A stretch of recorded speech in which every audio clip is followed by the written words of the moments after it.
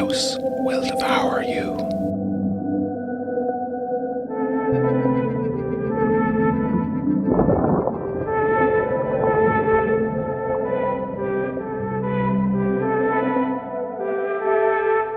Lost and Found.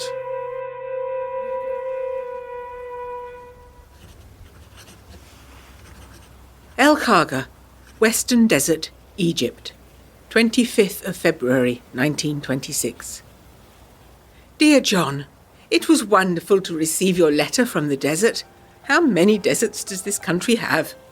Although containing such alarming news about the chase by the Brotherhood and the betrayal by Clark, and you being a wanted man. I am so glad I never approached Clark myself for guidance. I too have much to report, and I am leaving this letter care of the El Khaga Hotel reception, for want of any better option.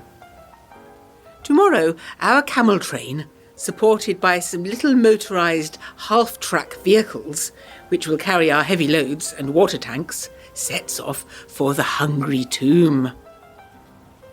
From what Rookfield and I discovered last night, I think we are now safe from an evil animus that we did not even know has been overshadowing us, and indeed the entire expedition.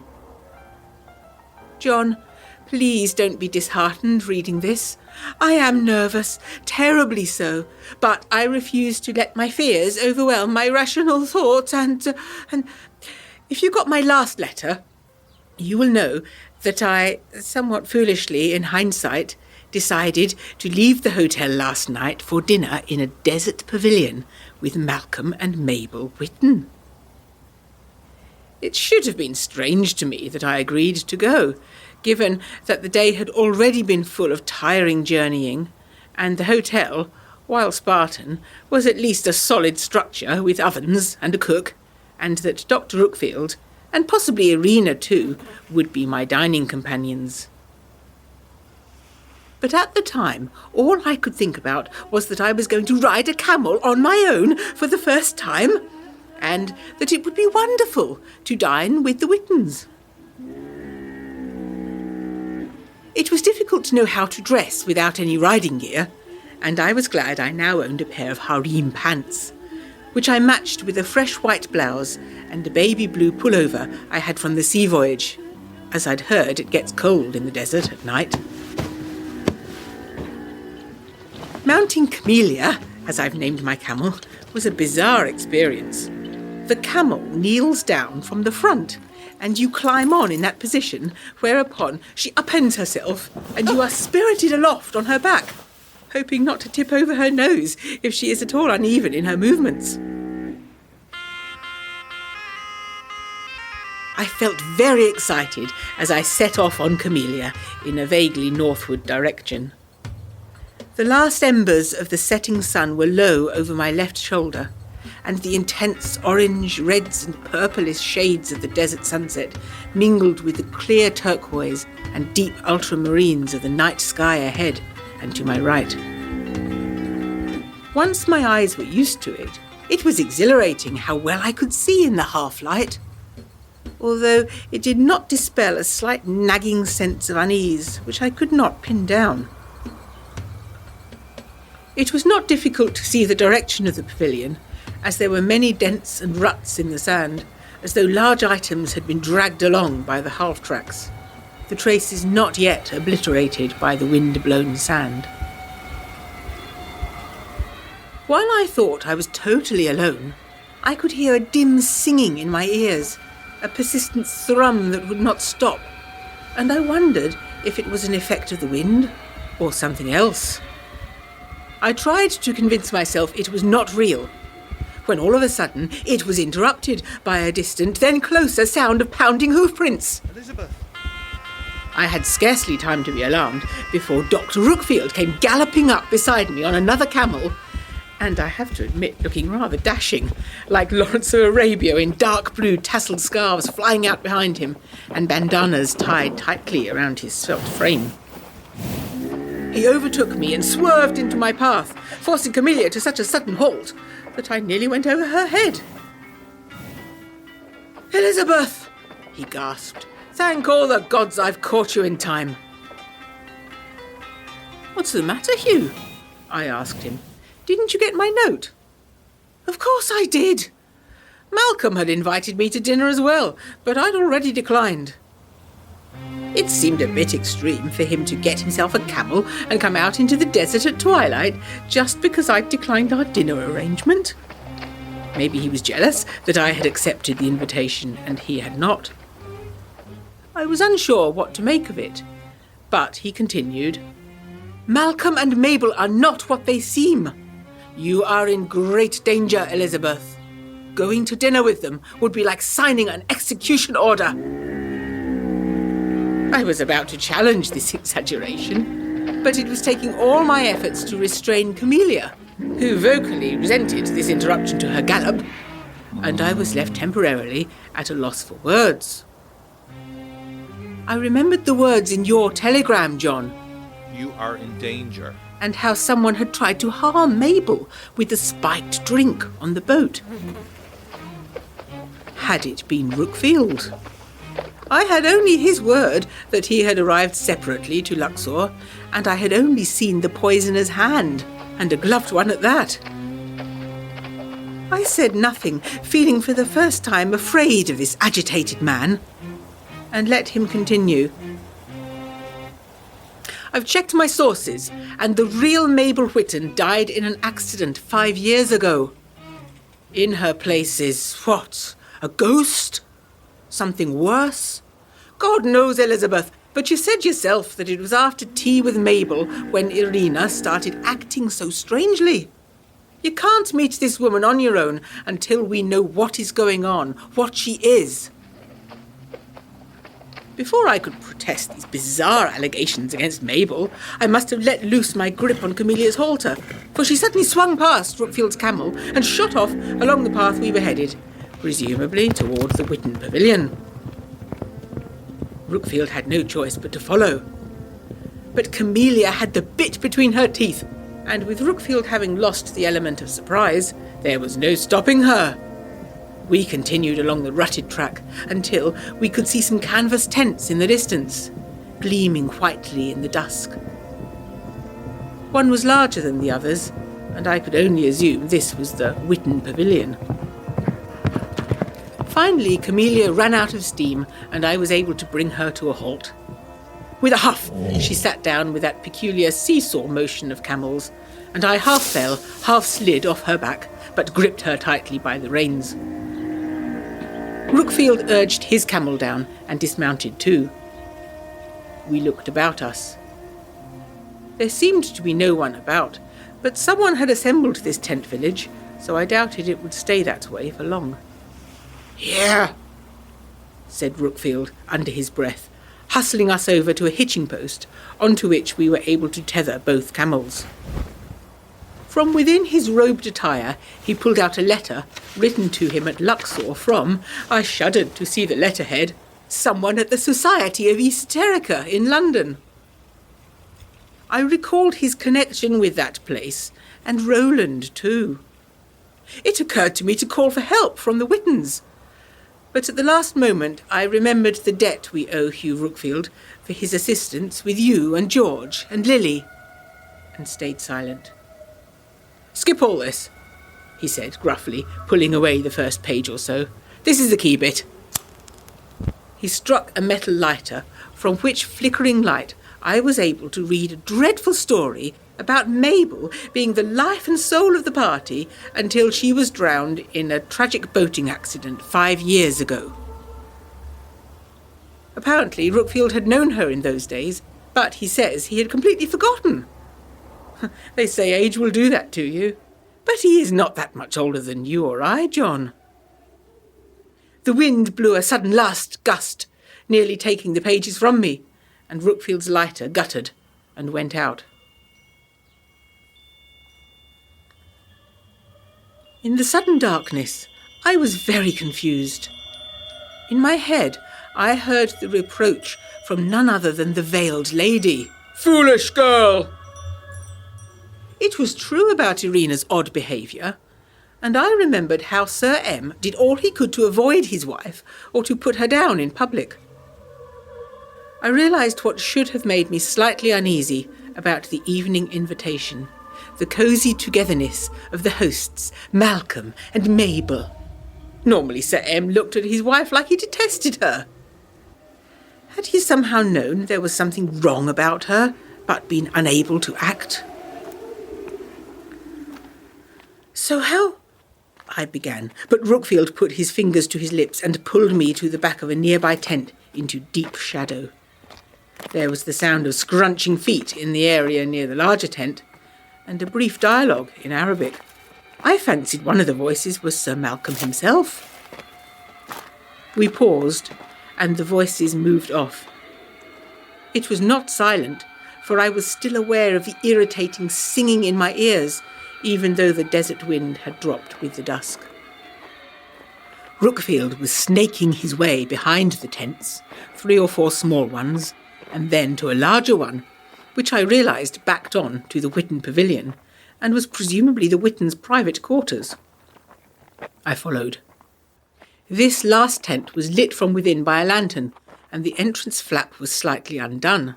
I would not dream of walking straight in, but Rookfield somehow managed to ascertain the coast was clear, and beckoned me in behind him. I looked around nervously. At first glance, it was the dressing room of a standard well-equipped expedition. I could see Sir Malcolm's tropical jacket and sun helmet, boots, and a gun. There was a writing desk with papers piled under a glass paperweight. In another corner was a large travel trunk, upended to act as a wardrobe. Some of Mabel's clothes lay draped about. It seemed very normal, and Rookfield started rooting through the paperwork. I stood there confused and conflicted. My head hurt as the singing got more insistent, and I really thought I should call for help. But also I could sense tug from the veiled lady, guiding me to one of the camp chairs. I knew we had to make good our escape from this place, and I had felt my white blouse was quite conspicuous in the darkness outside. So I made to take a dark shawl of Mabel's from that chair to act as camouflage for later on. As I picked it up, the delicate woolen stitches disintegrated before my eyes, and I was left with a bare husk of a garment, a few old tattered shreds of something that had once, long, long ago, been fabric. An earthy, mouldering smell came off it, almost choking me. I dropped it as though it was on fire. And then I saw what it had been concealing. On the chair seat, underneath the erstwhile shawl, was stood a half-dozen or more figurines, mostly very crudely executed in rough red clay. Apart, that is, from the one that took centre stage, the one of me, the one in wax that Irina had created, and that I had modelled for on the RMS Nereid as we crossed the Mediterranean. How long ago it now seems! As I got my eye in, I realised even the crude figures represented individuals on our team. One wore a scrap of white cloth embroidered with roundels, taken from the very same blouse Irina had worn on our first meeting. Hadn't she ripped it that day in the bazaar? 2 male figures in khaki presenting cigarettes like arms stood side by side. Jeremy and Trevor, perhaps? Or Artie? Please God, not Artie. I had to suppress a snigger when I saw a female figure in a red-stained scrap of cream chiffon. Haley would almost certainly have thrown that dress to the cleaners. But the thought that Mabel had gone to the effort of generating and collecting clay figures and fragments of clothing or other possessions from our expedition team so shocked and appalled me that I stood aghast, frozen to the spot, and yet fascinated. Behind the chair there were more crude, unfinished figures. Was this work not yet done? The nasty little figures seemed to waver and move in the fluttering light, and I had a sudden horror of them coming to life like your shadow puppet and attacking us. Speechless, I tugged at Rookfield's arm and silently pointed. Deep in the papers, he looked slightly annoyed at the interruption, but followed my gaze and gave a jolt of surprise when his eyes took in what I was showing him. "Of all the—" he expostulated, bending down and retrieving one of the clumsy, unfinished clay shapes, which was sporting a red paisley handkerchief around what might become its neck. "I'd been looking for that everywhere," he muttered, then added, "Good God, but this is strong magic, Elizabeth. It certainly explains a lot. These must be destroyed." "Hold tight, Elizabeth. Yours first," he whispered, when there was a noise outside, a light step, and a woman's voice saying something indistinct. "Quick!" hissed Rookfield, and bundled us both into the upstanding trunk, pulling the door to behind us. Fortunately, it was one of those trunks that are open inside, not partitioned, so there was room, but barely, for us both to stand in a half-crouch, muffled by the clothing within and scarcely able to breathe. The woman, it had to be Mabel, but what is she? Seemed to be suspicious and searching for something, and I prayed it wasn't something to wear from the trunk. Or worse, the shawl and its hidden hoard. I had an overwhelming urge to shout, "Here I am!" And I think I would have if I had not seen those ghastly figurines. Even so, it was all I could do not to let any sound past my pursed lips. I could feel Rookfield's breath hot on my neck, and I squeezed myself against him for steadiness. It certainly didn't feel respectable, but I was beyond that at this time. At first it sounded like a woman's step in the room, but the more I listened, the more it seemed like some dread creature, shuffling around the tent, muttering and snuffling. Animalistic noises almost, certainly incoherent. Even in the trunk, there was an overwhelming smell of old decay and mould. I couldn't help thinking what Mabel would do when she found us. Or are we cursed already?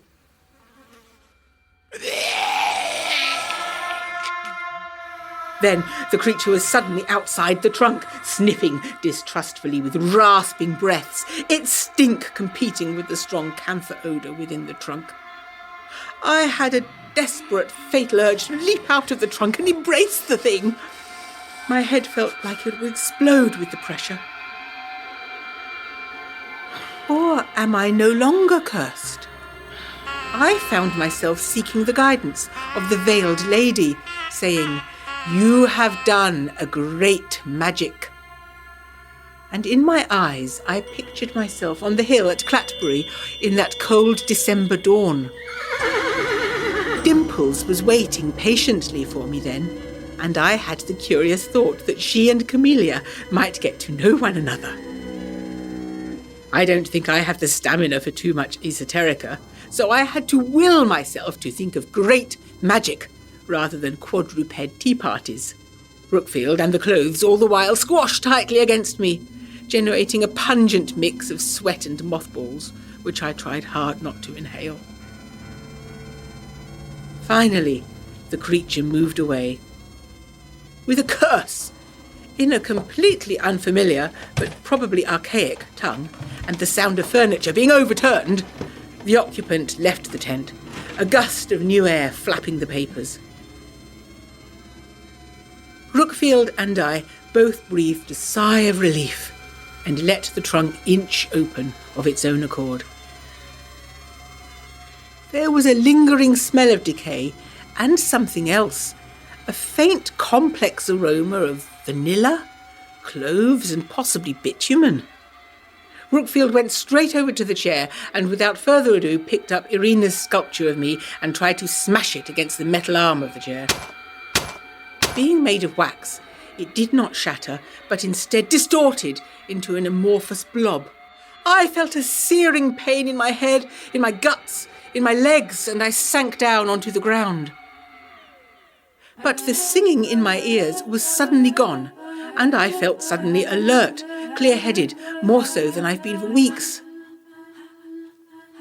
I looked at the statue.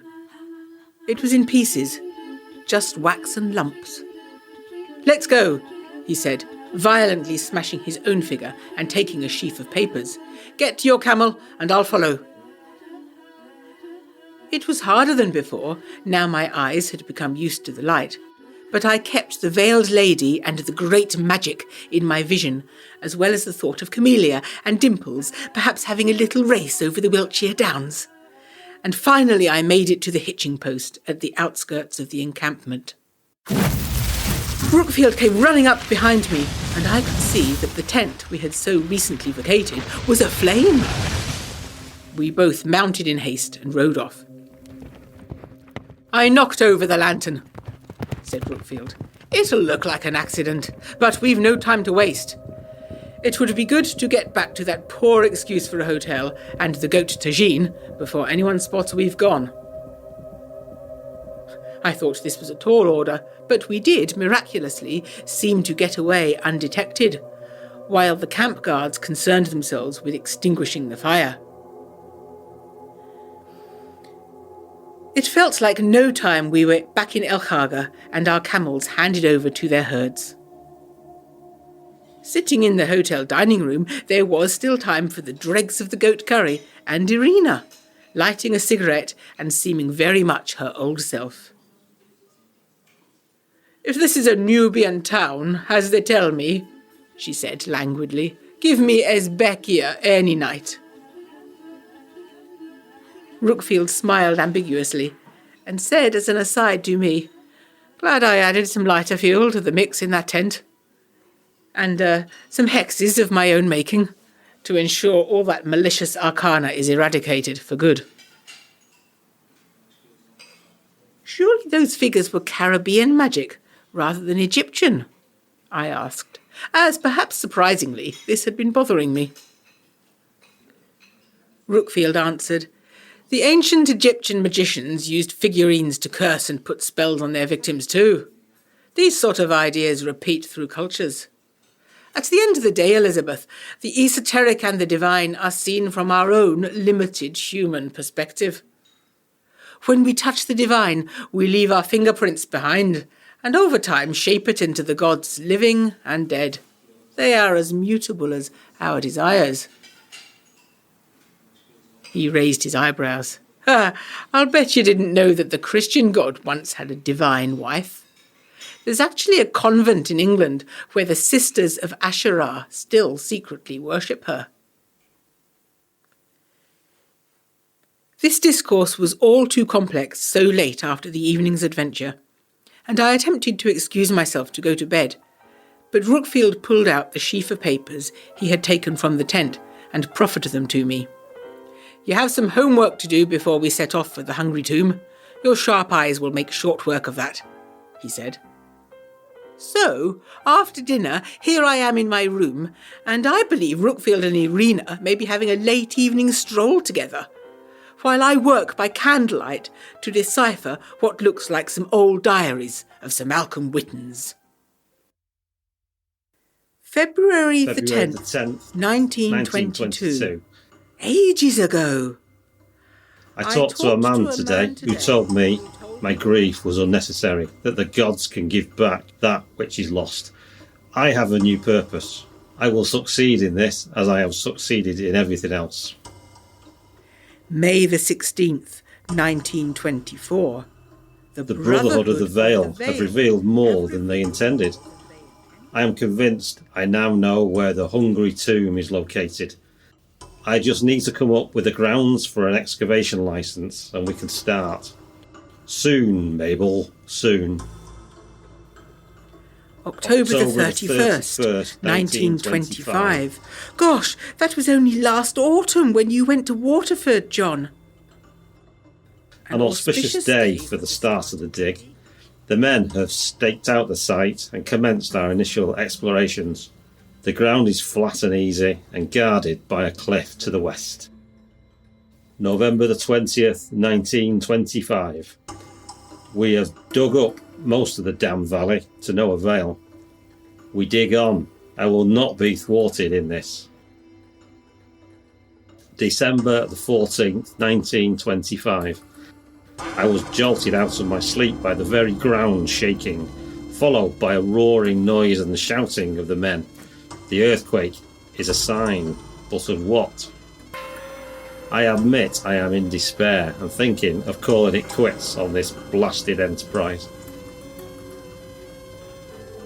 December the 15th, 1925.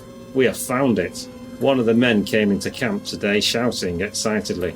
Yesterday's earthquake has caused the face of the cliff to collapse south of our camp, and there, in the fresh rock, is a single shadowy square-cut hole high up. January the 3rd, 1926. We are finally going to enter the tomb itself today, though the passageway is partially rubble-filled. I believe the structure is now stable. The men have done a good job shoring it up. January the 5th, 1926. I have it! I have it! We finally reached an antechamber with various treasures undisturbed through the ages. I believe there is likely a sarcophagus hidden beyond in another room, but I had eyes only for the papyrus scrolls stacked carelessly, and after a quick search through them, the edges crumbling in my hands, I found it, Mabel. Soon I will have you back. I am closing up the dig for the season and heading back to Cairo, where I shall perform the ritual in more fitting environments. There it ends. It was only a week or so after that when I met Sir Malcolm for the first time. How was I to know what a hornet's nest I'd wandered into? I do now realise I, and so many of us, were under some kind of spell invoked by that dreary old hag. How many of the decisions I have made since I met the Whittons have been influenced by her, and what sort of puppet might I have become if Rookfield had not stopped me tonight? And it was Rookfield who recommended Sir Malcolm to us, John. I am tired now and will go to bed. The thought of the desert march to the hungry tomb, alongside whatever Mabel really is, fills me with apprehension. But it is the final piece of this puzzle, and I know I must follow it. If I leave now, I will have no answers. What she is after that is worth others killing for. Having the diaries will help us know what to look for. The thought does occur to me that how can I know for sure, even now, that my decision to go into the desert is my own? I do wish you were here, John. And I do hope for no more earthquakes. With my fondest love, Elizabeth.